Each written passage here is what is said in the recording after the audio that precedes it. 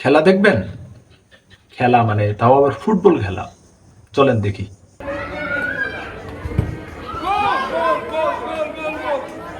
এবং আমাদের আলহামদুলিল্লাহ কালকে থেকে কি বুঝলেন?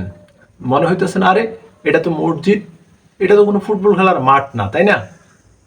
রাইট, এটা আসলেই মসজিদ এবং মসজিদেই ফুটবল খেলার আয়োজন করা হয়েছে একেবারে মেসি, নেইমার এবং ক্রিস্টিয়ানো রোনালদো স্টাইলে।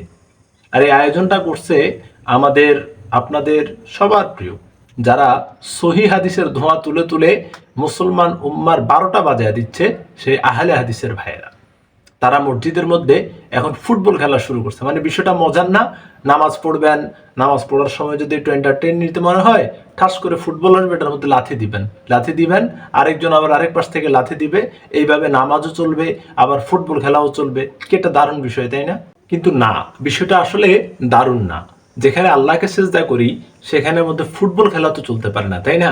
আহলে হাদিসের ভাইয়েরা এই ফুটবল খেলা খেলার পরে আবার এই ফুটবল খেলা মসজিদে ঢুকে জায়েজ করার জন্য নানা ধরনের যুক্তি এবং ফতুয়ার একেবারে পশা সাজিয়ে কিন্তু তারা বসেছে। এরা কিন্তু সেই আহলে হাদিস যারা মসজিদে আল্লাহর নামের সাথে রসুলে খুদা সাল্লাল্লাহু আলাইহি ওয়াসাল্লামের নাম রাখাকে শিরক বলে। এরা সেই আহলে হাদিস যাদের মসজিদে রসুলে পাকের নাম থাকতে পারবে না, কিন্তু ফুটবল খেলা ঠিকই চলতে পারবে। সুতরাং আপনারা বুঝতেছেন তারা আসলে দিনের কি উপকার করার জন্য আসছে, সেটা কিন্তু খুব ভালোভাবে বোঝা যায়। এখনই যদি বাংলাদেশ থেকে এই আহলে হাদিসদেরকে ঝেঁটিয়ে বিদায় না করা হয়, তাহলে দিনদার সরলমনা মুসলমানেরা যথেষ্ট বিপদে পড়বে, সেটা অলরেডি দেখা যাচ্ছে। আসুন আমরা আহলে হাদিস মুক্ত বাংলাদেশ গড়ার দৃঢ় প্রত্যয় ব্যক্ত করি এবং আহলে হাদিসের গোড়াকে বাংলাদেশ থেকে উচ্ছেদ করার জন্য চেষ্টা করি।